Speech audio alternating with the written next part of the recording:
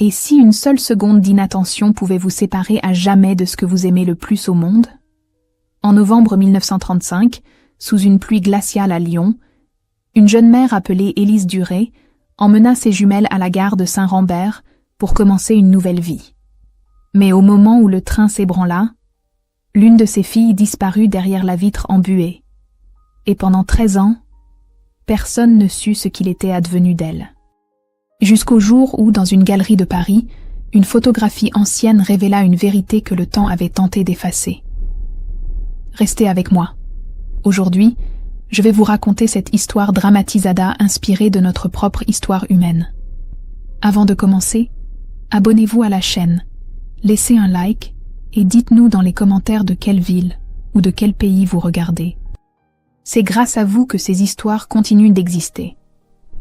Des histoires qui nous rappellent que, même dans la perte, il reste toujours une trace d'amour à retrouver. Cette photographie a été retrouvée dans les archives de la gare de Saint-Rambert en 1987, cachée parmi des centaines de documents ferroviaires oubliés. On y voit une femme agenouillée dans la boue, serrant une petite fille contre elle, tandis qu'une autre enfant disparaît derrière la vitre d'un wagon.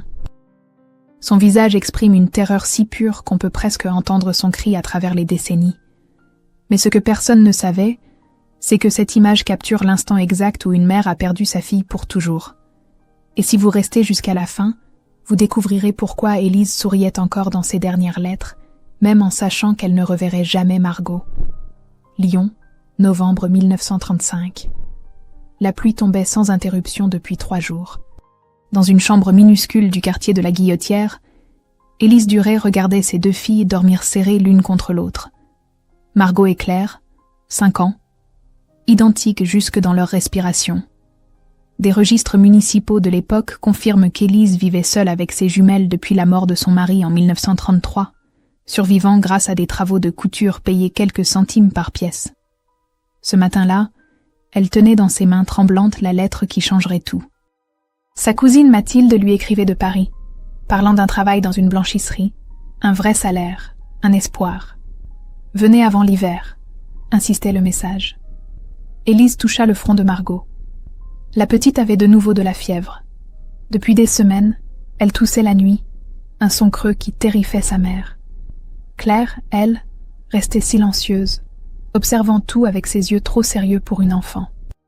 Les voisines murmuraient qu'Élise n'y arriverait pas seule, qu'une veuve avec 2 bouches à nourrir finirait à l'asile. Mais Élise n'écoutait pas. Elle avait vendu son alliance la semaine précédente pour acheter 3 billets de train. 3 billets pour une nouvelle vie. Ce qu'elle ignorait, c'est qu'ils n'arriveraient jamais ensemble à destination. À 4 heures du matin, elle réveilla les filles. Margot pleura, réclamant encore 5 minutes. Claire se leva sans un mot, comme toujours. Élise leur enfila les seuls manteaux qu'elle possédait, rapiécés tant de fois qu'on distinguait à peine le tissu original. Dans une valise en carton, elle glissa 3 robes, une poupée en chiffon et le portrait de son mari.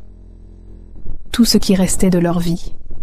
Des témoignages de voisins, recueillis des années plus tard, décrivent Élise embrassant le cadre de la porte avant de partir, comme si elle savait qu'elle ne reviendrait jamais. La marche jusqu'à la gare de Saint-Rambert prit 1 heure. 3 kilomètres sous une pluie glaciale. Margot se plaignait que ses chaussures prenaient l'eau. Claire avançait en silence, agrippée à la main de sa mère. Élise fredonnait une chanson pour les distraire, mais sa voix tremblait. Quand elles arrivèrent à la gare, la plateforme grouillait déjà de travailleurs, de soldats en permission, de familles entières fuyant la misère rurale. Le train pour Paris était annoncé dans 15 minutes. Élise sentit son cœur battre plus vite. 15 minutes, et elle serait en partie. 15 minutes pour changer de destin. Mais le destin avait d'autres plans. Elle lâcha la main de ses filles. Juste 1 seconde. Le temps d'acheter les billets au guichet. Margot, fascinée par le sifflement de la locomotive, courut vers le quai en pointant le maquiniste. Claire, effrayée par le bruit, recula en direction de sa mère. C'est alors qu'une vague humaine déferla. Des dizaines de personnes se précipitèrent vers les portes du wagon. Élise hurla le nom de Margot, mais sa voix se perdit dans le chaos. Une passagère, croyant aider, tira la petite fille à l'intérieur du train. La porte se referma. Le train s'ébranla. Et Margot disparut derrière la vitre embuée, ses petites mains frappant contre le verre. Un photographe amateur, présent ce jour-là pour documenter l'exode rural, leva son appareil par réflexe. Le cliché qu'il captura montre Élise effondrée dans la boue, Claire hurlant dans ses bras, et au loin, à peine visible, le visage terrifié de Margot pressé contre la fenêtre du wagon. Les archives de la Société nationale des chemins de fer français mentionnent plusieurs incidents similaires en 1935, des enfants séparés de leur famille dans la cohue des départs. Mais aucun dossier ne porte le nom de Margot Duret, comme si elle avait été effacée des registres, comme si elle n'avait jamais existé. Élise resta agenouillée sur le quai longtemps après que le train eut disparu à l'horizon. Claire pleurait contre son épaule, répétant « Margot, Margot, Margot ».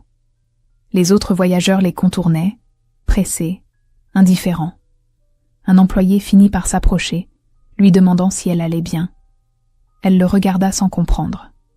Comment pouvait-elle aller bien alors que sa fille venait de disparaître sous ses yeux? Le chef de gare nota les informations. Nom, Margot Duret. Âge, 5 ans. Cheveux blonds, yeux bleus, manteau gris. Il promit de télégraphier aux stations suivantes. Mais quelque chose dans son ton laissait entendre qu'il avait déjà vu trop d'histoires comme celle-là. Trop de familles brisées par un instant d'inattention. Ce soir-là, Élise refusa de quitter la gare. Elle s'assit sur un banc avec Claire endormie contre elle, scrutant chaque train qui arrivait. À minuit, le chef de gare la supplia de rentrer chez elle, d'attendre des nouvelles. Mais où rentrer? Elle avait rendu les clés de leur chambre le matin même. Elle n'avait plus rien. Plus de maison, plus d'argent, plus de filles. Une lavandière du quartier qui avait assisté à la scène revint avec un bol de soupe et une couverture. Elle ne dit rien, posa simplement les affaires près d'Élise et repartit. Des gestes comme celui-là, Élise en recevrait beaucoup dans les jours suivants. Des petites bontés silencieuses qui l'empêchèrent de sombrer complètement. Mais rien ne pouvait combler le vide laissé par Margot. Le lendemain matin, Élise apprit que le train s'était arrêté à Dijon. Elle emprunta de l'argent à un voisin et prit le premier convoi. Pendant tout le trajet, elle imaginait Margot seule, effrayée, appelant sa mère. À Dijon, elle courut de bureau en bureau. La gare, la police, l'hospice municipal. Personne n'avait vu une petite fille correspondant à la description. Un agent lui suggéra que l'enfant avait peut-être été récupéré par des religieuses. Il y avait un couvent à quelques kilomètres qui accueillait les orphelins. Élise s'y rendit immédiatement, Claire toujours accrochée à sa jupe. La mère supérieure la reçut avec froideur. Oui, une fillette était arrivée la veille, trouvée seule dans un wagon.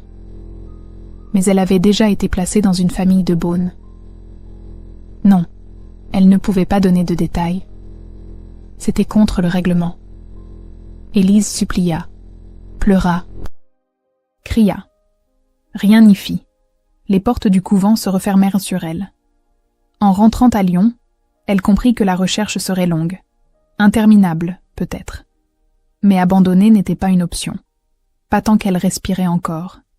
Paris, décembre 1935. Élise et Claire arrivèrent dans une ville qui ne les attendait pas.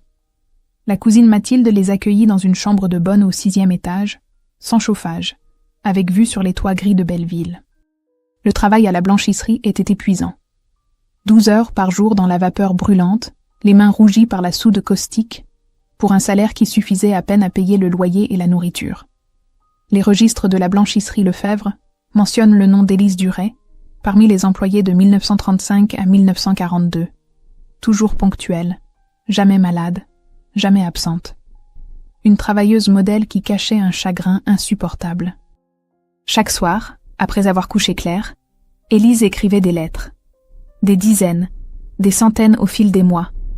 Aux préfectures, aux orphelinats, aux couvents, au commissariat de toute la Bourgogne. Elle décrivait Margot dans les moindres détails. Le grain de beauté sur son épaule gauche. Sa façon de chantonner quand elle était heureuse. Son rire qui ressemblait au bruit d'un ruisseau. Mais les réponses étaient toujours les mêmes. Désolé, aucun enfant correspondant. Nos dossiers sont complets. Bonne chance dans vos recherches. des formules polies qui signifiaient « arrêtez de nous déranger ». Une correspondance entre administrations, retrouvée dans les archives départementales en 1989, révèle que plusieurs lettres d'Élise n'ont jamais été transmises, considérées comme du courrier de personnes dérangées. Claire grandissait dans l'ombre de sa sœur disparue. À 7 ans, elle avait appris à ne plus poser de questions sur Margot. Chaque fois qu'elle en parlait, sa mère pleurait pendant des heures. Alors Claire inventait des histoires. Elle racontait à l'école qu'elle était fille unique. À la maison, elle dessinait des portraits de Margot d'après les souvenirs flous qu'elle conservait. Une fillette blonde aux yeux bleus qui aimait les trains. C'était tout ce qui restait. Des voisines témoigneront plus tard qu'elles voyaient souvent Claire assise seule sur le palier, parlant à voix basse à une sœur invisible. L'enfant avait transformé l'absence en présence imaginaire pour supporter la solitude. Élise, elle, commençait à changer. Ses collègues remarquaient qu'elle sursautait chaque fois qu'une petite fille blonde passait dans la rue. Parfois, elle lâchait son fer à repasser et courait dehors, certaine d'avoir reconnu Margot. Elle revenait le visage défait, murmurant des excuses. Ce n'était pas elle. Ce n'était jamais elle. La contremaîtresse la menaça de licenciement. Élise promit de se contrôler. Mais comment contrôler un cœur qui refuse d'accepter la perte? Comment raisonner une douleur qui grossit chaque jour au lieu de s'apaiser? Les dires personnelles d'une ancienne collègue, conservée par sa petite fille, mentionnent qu'Élise parlait souvent seule, appelant le nom de Margot en dormant. En 1937, un espoir fou naquit. Un instituteur de Chalon-sur-Saône écrivit qu'une de ses élèves ressemblait étrangement à la description. Élise vendit sa montre, emprunta de l'argent et prit le train avec Claire. Le voyage dura 6 heures. Tout du long, elle répéta « Tu vas retrouver ta sœur ». Claire ne répondit rien. Elle ne croyait plus aux retrouvailles. À Chalon, l'instituteur les attendait devant l'école. Il pointa une fillette dans la cour. Élise sentit son cœur exploser. Les cheveux blonds, la silhouette, la façon de courir. C'était elle. C'était forcément elle. Elle appela Margot. La petite se retourna. Mais ses yeux étaient bruns. Et elle ne reconnut pas cette femme qui pleurait en l'appelant. Ce n'était pas Margot. C'était juste une autre enfant. Juste une autre déception. Le retour à Paris fut silencieux. Claire tenait la main de sa mère, sentant sa peau glacée malgré la chaleur du wagon. Élise regardait par la fenêtre sans rien voir. Quelque chose en elle s'était brisé à Chalon. Quelque chose qui ne se réparerait jamais. Les semaines suivantes, elle arrêta d'écrire des lettres. Non par résignation, mais par épuisement. Son corps continuait à travailler, à cuisiner, à respirer. Mais son esprit restait figé sur ce quai de gare en novembre 1935. Sur ce moment où elle avait lâché la main de sa fille. Sur cette seconde d'inattention qui avait tout détruit. La nuit, elle se réveillait en sueur, revivant la scène. Si seulement elle avait tenu plus fort. Si seulement elle n'avait pas lâché. Claire, maintenant âgée de 9 ans, assumait de plus en plus de responsabilités. Elle faisait les courses, préparait le dîner, aidait sa mère à plier le linge. Des témoignages de voisins rapportent que la petite semblait plus mature qu'une adulte, toujours sérieuse, jamais en train de jouer. Un jour, une voisine demanda à Élise si Claire allait bien. Elle répondit que oui, bien sûr. Mais ses yeux disèrent le contraire. La vérité, c'est qu'Élise ne voyait plus vraiment Claire. Elle voyait l'enfant qui était restée, celle qui n'avait pas disparu. Et chaque fois qu'elle la regardait, elle pensait à celle qui manquait. Cette injustice invisible empoisonnait lentement leur relation, créant un fossé que ni l'une ni l'autre ne savait comment combler. En 1939, la guerre éclata. Paris se vida progressivement. Les hommes partirent au front, les familles fuirent vers le sud. Mathilde supplia Élise de partir avec elle en zone libre. Mais Élise refusa. Et si Margot revenait, et si quelqu'un avait des informations, elle devait rester. Claire, elle, ne dit rien. Elle avait appris à ne plus exprimer ses désirs. Sa vie entière tournait autour de l'absence de sa sœur. Elle n'existait que par défaut, comme un personnage secondaire dans l'histoire de quelqu'un d'autre. Les archives scolaires montrent qu'elle était une élève brillante, mais sans amis. Les professeurs notaient comportement réservé, tendance à l'isolement. Une enfant qui avait compris trop tôt que l'amour n'est pas toujours équitablement distribué. L'occupation allemande transforma Paris en ville fantôme. La blanchisserie ferma. Élise trouva du travail comme femme de ménage dans des immeubles bourgeois. Un soir de 1941, alors qu'elle nettoyait un appartement du Marais, elle trouva une pile de vieilles photographies dans un tiroir. Des portraits de famille, des enfants souriants, des moments figés dans le temps. Elle prit l'une des photos, la glissa dans sa poche. Ce soir-là, elle la montra à Claire. « Regarde, » dit-elle. « C'est peut-être ce à quoi ressemble Margot maintenant. » Claire observa l'image d'une inconnue et mentit. « Oui, maman, c'est sûrement elle. Elle avait 13 ans et elle jouait encore le jeu de l'espoir, parce que c'était tout ce qui maintenait sa mère en vie. » L'hiver 1942 fut le plus froid que Paris ait connu depuis des décennies. Le charbon manquait, la nourriture aussi. Élise et Claire survivaient avec des rations de pain rassis et des épluchures de pommes de terre. Mais ce n'était pas le froid qui tuait Élise. C'était l'absence. 7 ans avaient passé depuis la gare de Saint-Rambert. 7 ans à chercher un fantôme. 7 ans à se consumer de l'intérieur. Les registres médicaux de l'hôpital Tenon mentionnent qu'une certaine durée fut admise en février 1942 pour malnutrition sévère et épuisement nerveux. Elle refusa de rester. Elle devait travailler. Elle devait continuer. Un matin de mars, alors qu'elle se rendait à un ménage près de la gare de l'Est, Élise s'effondra dans la rue. Des passants la relevèrent. Claire, alertée par une voisine, accourut. Sa mère délirait, appelant Margot, suppliant qu'on lui rende sa fille. Un médecin de quartier l'examina gratuitement. Son diagnostic fut sans appel. Le cœur était faible, les poumons aussi. Elle ne passerait pas l'été si elle continuait à ce rythme. Claire, à 14 ans, comprit qu'elle allait perdre sa mère et qu'elle serait complètement seule. Des témoignages de l'époque décrivent une adolescente au visage fermé, portant sur ses épaules un fardeau beaucoup trop lourd pour son âge. Une enfance sacrifiée sur l'autel du deuil maternel. Élise refusa de ralentir. Chaque soir, elle sortait. Claire pensait qu'elle allait travailler. Mais en réalité, elle errait dans les gares.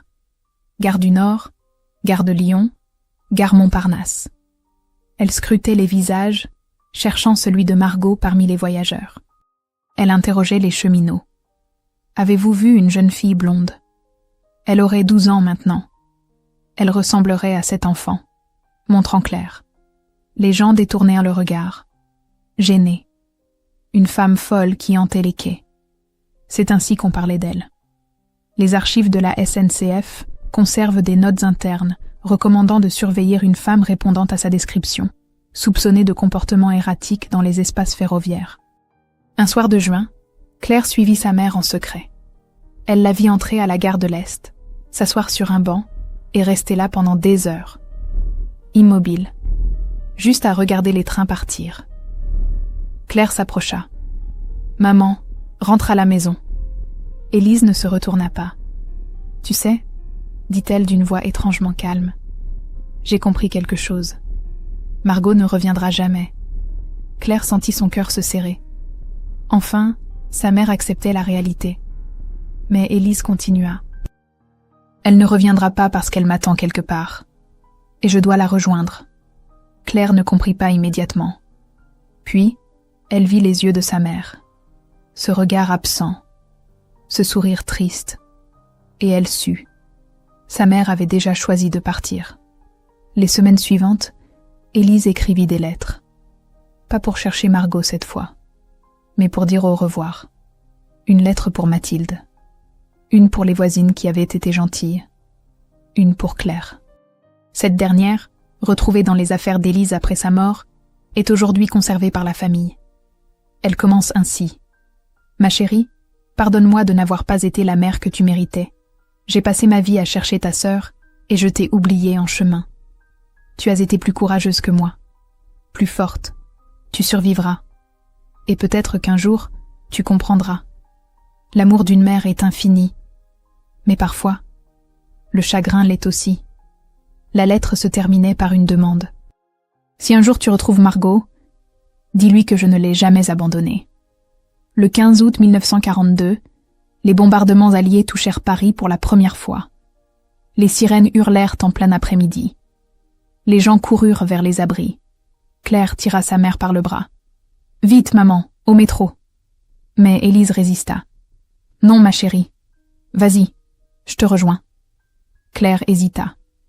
Les explosions se rapprochaient. « Va !» insista Élise en la poussant. Claire courut. En se retournant une dernière fois, elle vit sa mère debout, au milieu de la rue, le visage levé vers le ciel. Calme, presque sereine, comme si elle accueillait enfin la fin qu'elle attendait depuis 7 ans. Les rapports officiels des bombardements du 15 août 1942 listent 23 civils morts, dont une femme non identifiée retrouvée rue de Belleville. Ce n'est que le lendemain que Claire put identifier le corps. C'était sa mère. Les funérailles furent simples. Mathilde et quelques voisines. Un prêtre qui récita des prières machinales. Claire ne pleura pas. Elle était vide. Vidée de larmes, vidée d'émotions, vidée de tout. Une orpheline de 16 ans sans famille, sans argent, sans avenir. Mathilde proposa de la prendre chez elle, mais Claire refusa. Elle trouva du travail comme apprentie couturière. Elle loua une chambre minuscule. Elle survécut. Parce que c'est ce qu'elle avait toujours fait. Survivre dans l'ombre de l'absence. Des registres de l'assistance publique montrent qu'elle fut suivie pendant quelques mois par des services sociaux, considérée comme mineure en danger. Mais elle prouva rapidement qu'elle pouvait se débrouiller seule. Elle l'avait toujours fait. Les années passèrent. La guerre se termina. Paris se reconstruisit lentement. Claire aussi. Elle ouvrit un petit atelier de couture rue des Martyrs. Rien de grand, juste quelques machines, quelques clientes fidèles. Elle ne parlait jamais de sa famille. Quand on lui demandait, elle répondait qu'elle était seule. Ce qui était vrai. Sa sœur avait disparu. Sa mère était morte. Elle n'avait personne. Mais parfois, tard le soir, elle sortait une boîte en fer blanc cachée sous son lit. À l'intérieur, les lettres de sa mère, les dessins qu'elle avait faits de Margot enfant, et une photographie jaunie, celle prise à la gare en 1935. Elle la regardait longuement, cette image d'une mère détruite et d'une enfant terrifiée. Cette preuve qu'elles avaient existé, qu'elles avaient été une famille, avant que tout s'effondre.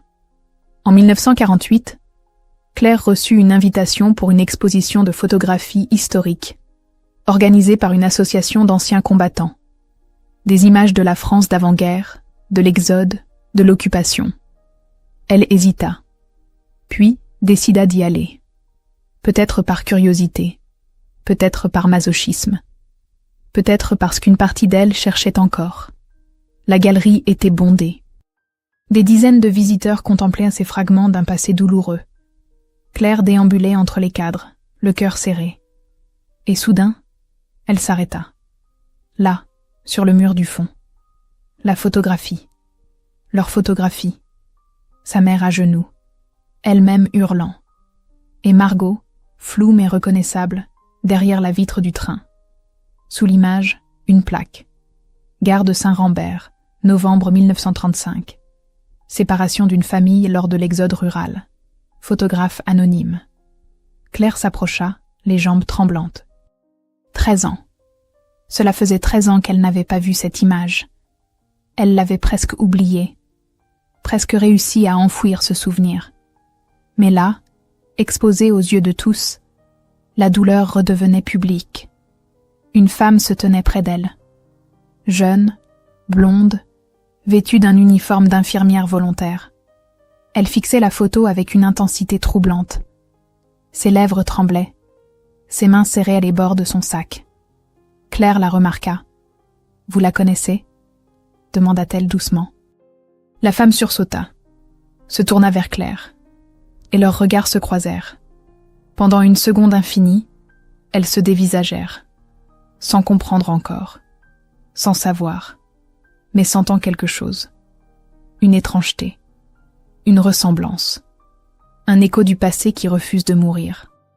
C'est Claire qui parla en premier. « Cette photo, murmura-t-elle, c'est ma mère, ma sœur et moi. » La jeune femme blonde pâlit.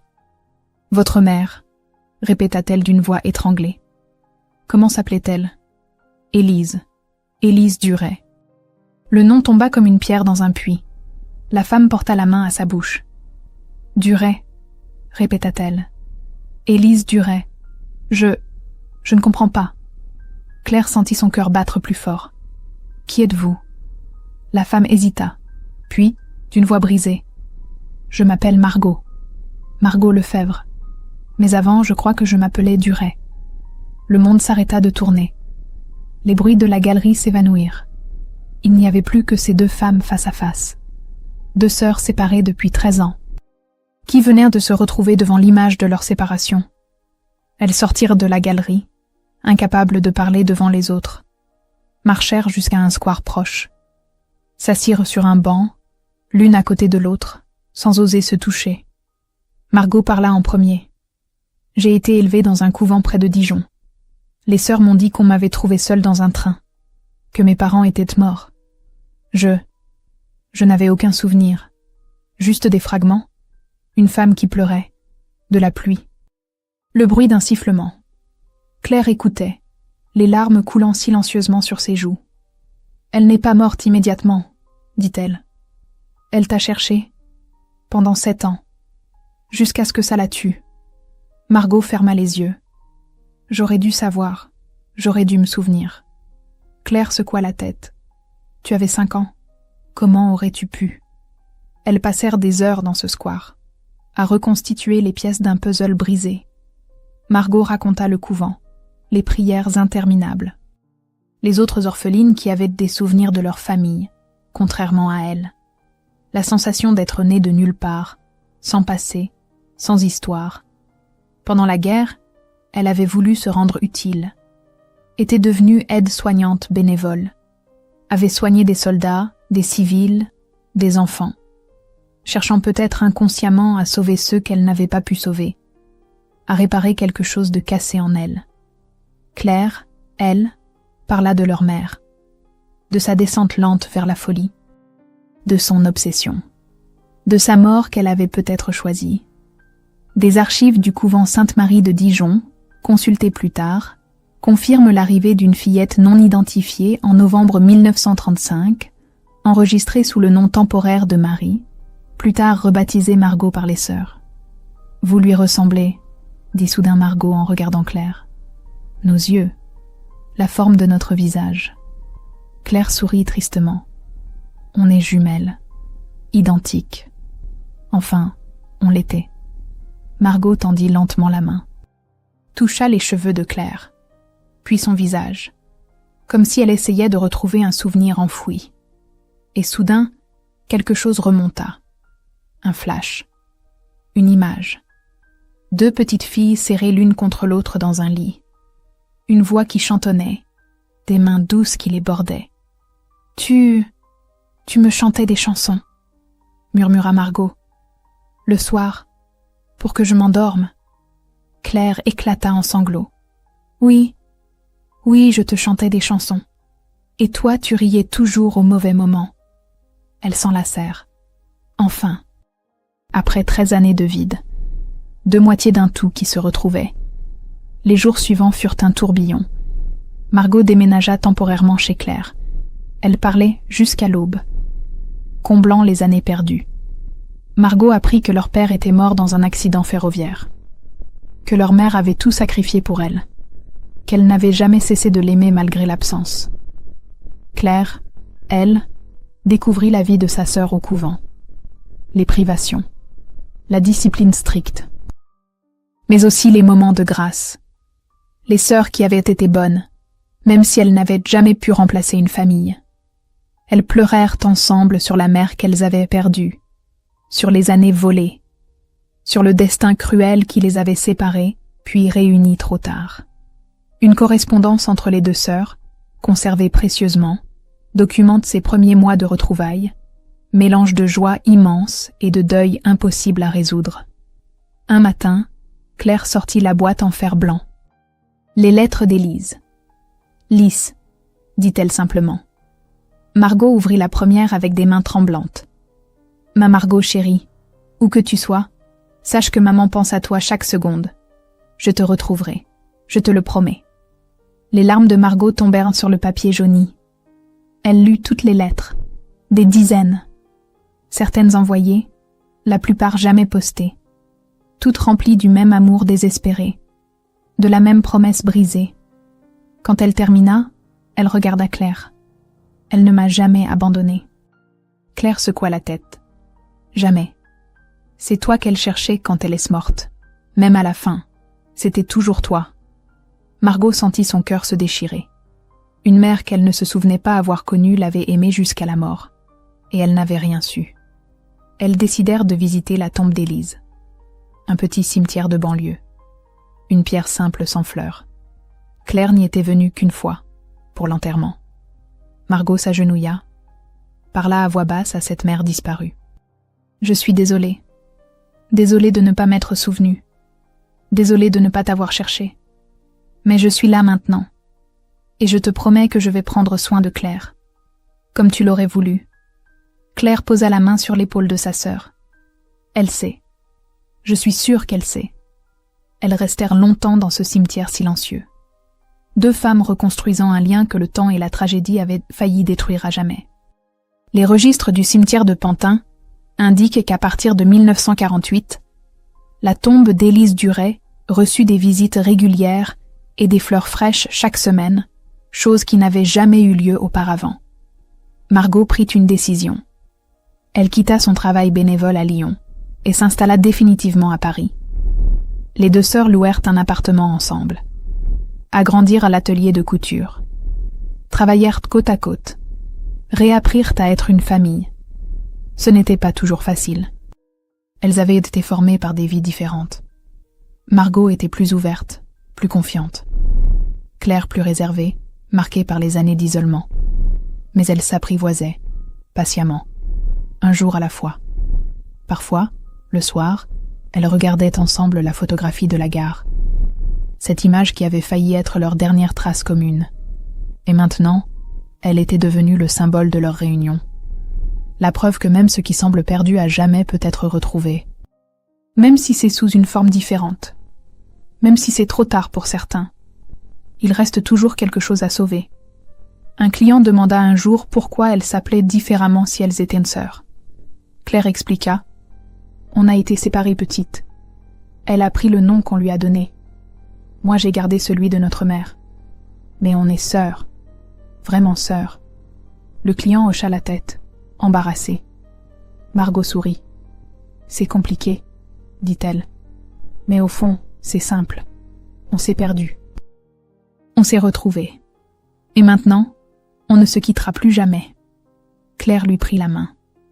Plus jamais, répéta-t-elle. Et pour la première fois depuis 13 ans, elle croyait vraiment à quelque chose. Les années qui suivirent transformèrent lentement la douleur en quelque chose de différent. Pas l'oubli, jamais l'oubli, mais une forme de paix. Margot et Claire construisirent une vie ensemble. L'atelier prospéra. Elles embauchèrent 2 apprentis, puis 4, puis 6. Leur réputation grandit. On venait de toute la ville pour leur création. Mais ce n'était pas juste un commerce. C'était un lieu de guérison. Les 2 sœurs avaient compris quelque chose que peu de gens comprennent. La perte ne disparaît jamais, mais elle peut être transformée. Elle peut devenir un pont plutôt qu'un mur. Une ouverture plutôt qu'une fermeture. Des articles de presse locale de l'époque mentionnent l'atelier Duret-Lefebvre comme un modèle de réussite féminine dans le Paris de l'après-guerre, sans jamais connaître l'histoire qui se cachait derrière.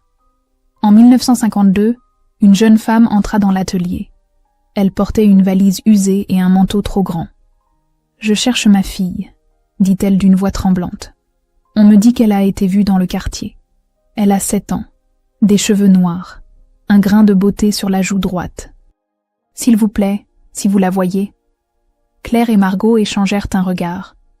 Elles reconnurent immédiatement ce regard. Cette terreur, ce désespoir. « Asseyez-vous », dit doucement Margot. « Racontez-nous. » La femme s'effondra sur une chaise et pleura. Elle avait perdu sa fille à la gare de Lyon 2 jours plus tôt. La police ne faisait rien. Personne ne l'écoutait. Elle était seule. Complètement seule. Claire posa une main sur son épaule. « Nous allons vous aider. Nous savons ce que c'est. » Elles passèrent 3 jours à chercher. Margot contacta ses anciens collègues des hôpitaux. Claire interrogea les voisins, les commerçants. Elles imprimèrent des affiches, fouillèrent les gares. Et le 3e jour, elles trouvèrent une petite fille endormie dans un hall de gare, protégée par une vieille femme qui l'avait prise sous son aile. La réunion entre la mère et la fille fut déchirante. Des sanglots, des étreintes, des merci répétés inlassablement. Margot et Claire regardèrent la scène, les larmes aux yeux. « Voilà », murmura Claire. « Voilà ce qui aurait dû nous arriver. » Margot lui prit la main.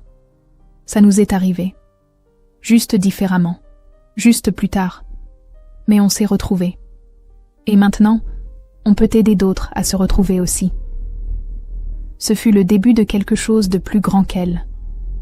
L'atelier devint progressivement un point de ralliement pour les familles séparées. Claire et Margot créèrent un registre. Une sorte de réseau informel. Des personnes qui cherchèrent des proches perdus pendant la guerre, l'exode, les déportations. Elles ne pouvaient pas toutes les aider. Souvent, les nouvelles étaient mauvaises. Mais parfois, il y avait des miracles. Des frères retrouvés, des mères réunies avec leurs enfants, des familles reconstruites. L'atelier gardait une grande carte de France sur un mur, couverte d'épingles. Chaque épingle représentait une personne retrouvée. Chaque épingle était une victoire contre l'oubli. Des témoignages d'anciens clients, recueillis dans les années 1970, décrivent l'atelier comme bien plus qu'un commerce. C'était un sanctuaire, un lieu où l'espoir survivait malgré tout. Au centre du mur principal, dans un cadre simple, trônait la photographie, celle de la gare de Saint-Rambert. Élise à genoux, Claire hurlant, Margot disparaissant. Les clientes demandèrent souvent qui étaient ces personnes. Margot et Claire répondaient simplement « C'est notre mère. C'est nous. » C'est le jour où tout a changé. Certaines voulaient en savoir plus. D'autres respectèrent le silence. Mais toutes comprenaient que cette image n'était pas juste une photo. C'était un rappel.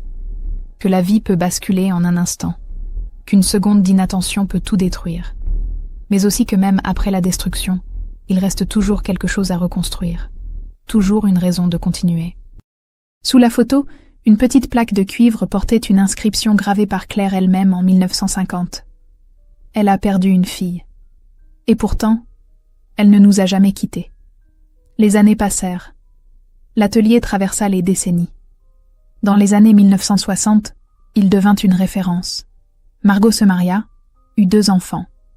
Claire resta célibataire, préférant consacrer sa vie au travail et aux personnes qu'elles aidaient. Elles vieillissaient ensemble, ces 2 sœurs que le destin avait séparées puis réunies. Leurs cheveux blanchissaient.